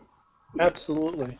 And it's the only book that has ever come into Slush that I didn't just either read a bit of it and go, oh, well, this might be something, put it on the pile to read later, or, oh my God, this is not anything. This book, yeah, I know what you mean. I just couldn't stop reading it. And we were actually traveling at that time, and I read it during a week when we were on a trip doing a lot of other things. And then we flew back to London, and I was reading it on the airplane, and I was like at 99%. We got into the house, put all our stuff down, and I was like, Tim, I have to finish reading this book right now. And I sat down on the couch and finished reading it. I knew I had to have it, but I was terrified that she would say no, because I was like, why? Why would you get it published with the tiny press? It's so great. And then it turned out that she had published a number of other books with small presses, and no one had done anything for her. And so I knew that if I didn't take it, she was going to go to some other press that wasn't going to do as good a job as we would. So I just said, okay, we really want it. And when she said yes, I was like, I will work my butt off for this book because I really love it. That's my impassioned story of that book. It's in the one, I really want to read this novel, but the one problem, and I'm sure Pete's the same way, between our writing assignments and our reading pile, it's hard to keep up. Yeah, well, right now I'm reading something that I have to review for New York Review, and then I will start this book. I have caught up with, as of today, I am caught up with all my writing assignments. Woohoo! Well, fire the cupcake cannons. That's right. I still have a short story. Well, I actually missed the deadline, so I got to check if they still want me to write for them. But the thing that catches up with me a lot, I belong to two press associations. And one is the Robert E. Howard Press Association. I got to write something for them like every 3 months, which does take its time. Yes. Yeah, I'm actually thinking about dropping out of doing reviews. It's actually 2 months with Robert E. Howard. The other group I belong to is more on a 3-month cycle. By the way, for those of you watching or listening later, you want to win Cthulhu Wars. The number for Cthulhu Wars this week is 10. So there you go. The way you say it reminds me of the old Monty Python sketch. Oh, does it? The Larch. You want to put that in English for some of us elder folk? I will put that in English. I posted about this last Sunday at the Lovecraft eZine website. But basically, Sandy. I was sick. I was in bed. Sandy and the gang. No, I posted about it. Sandy and the gang sent me, I think accidentally, I don't think I'm that important, sent me to another Cthulhu Wars game. You know, we're talking about a $150 game or whatnot. And Yeah, I know what it is. I want one of those so, King in Yellow figures. So anyway, I thought, well, what am I going to do? I want to reward all the people who listen either live or watch later on in the week or listen on the podcast. So this is something I can give away. So during the month of November, each show I give out a number, and basically you take that number, you send me an email to Lovecraft eZine prizes@gmail.com, the regular prizes email address. I'll repeat that in a second. Put Cthulhu Wars in the subject and put for this week, the number 10, and again, that's Lovecraft, EZINE Lovecraft eZine prizes@gmail.com. And you can do that once each show. So in other words, you could enter 4 times in the month of November. So in other words, the more you listen, the more you could win. At the end of November, I'll use random.org. I'll add them all up. I'll use random.org to choose someone. So some listener this month is going to win Cthulhu Wars. So Except for they don't get the King in Yellow figure, right? Right. I said it was sealed and unopened, but I will slice it open and take away. Yeah, you're just inspecting it to make sure that it's okay. No, it's not. It's not even been opened. So this is a great prize. So yeah, it's not live winners. It's just during the month of November. Also want to say congratulations to the World Fantasy Award winners. Oh yeah. Oh, absolutely, yeah. Especially Angela Slatter. Angela Slatter. Scott Nicolay. Artist Galen Dara did a lot of work for me when I first started Lovecraft eZine. Did not Ramsey Campbell win a Lifetime Achievement Award? Yeah, he won something. Is that what he won? Yeah. Well deserved. Yeah. And Sherry Tepper, I don't know if you know who that is. No. Sherry Tepper. I did not know, and my husband reads to me at night, and he's read me 2 Sherry Tepper books that I quite liked. They're fantasy, though. They're not horror. Tartarus Press won an award. Those are, wow, great, phenomenal books. Everybody, congratulations, everyone. I'm just mentioning people that I know or have met personally. John Joseph Adams won for editing anthologies and magazines. Jared Walters won for Centipede Press. Matt Carden for Born to Fear interviews with Thomas Ligotti. Ellen won for Fearful Symmetries. Ellen Dowling. Oh, cool. Yeah. What anthology was that about? Fearful Symmetries. I have not read it yet. I got too big of I haven't read that one. To be read file. Okay. I do own it though. So. And then people today, some people kept tweeting me and messaging me about, they're taking H.P. Lovecraft off the award, as Chet mentioned earlier, and I'm like, why are you telling? Who cares? Why are you telling me? Yeah. I don't see what difference it makes. Chet had a very good point about in 1975. That's what it was all about. Right, Lovecraft, yeah, exactly what I said. Yeah, but these days, I don't know. I don't think it should be a person at all. No, I'd much rather be a thing. Yeah. How, like I said before the show, if it was a sci-fi award, I don't think it should be Asimov. It shouldn't be a person, in my opinion. So am I bothered that they're taking Lovecraft? No. Who cares?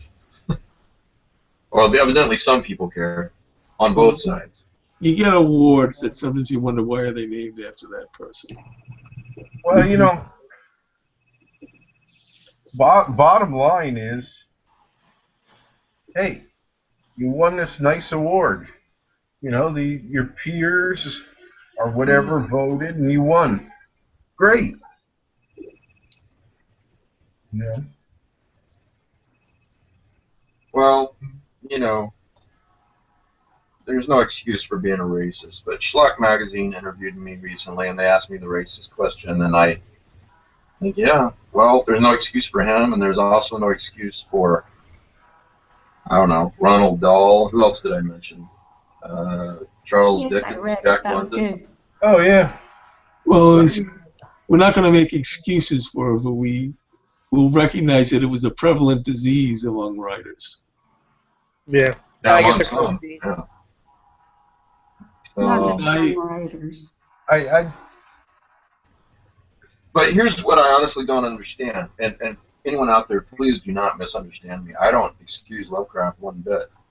But somebody said on the message board today that they're reluctant to even bring up Lovecraft outside of the genre because someone's going to say, "Well, he was a racist." Well, and yeah, he was. But I don't see that when people bring up Jack London or Ronald Dahl. I don't understand why. Or are we going to get rid of Shakespeare because of Merchant of Venice? Yeah. You know, there's some great stuff in Canterbury Tales, and I mean that sarcastically. well, once we open the Tales, can of worms, in the arts, what are we going to do? Get rid of Wagner? Delius? You know? I'm all for getting rid of Ted Nugent, but, you know,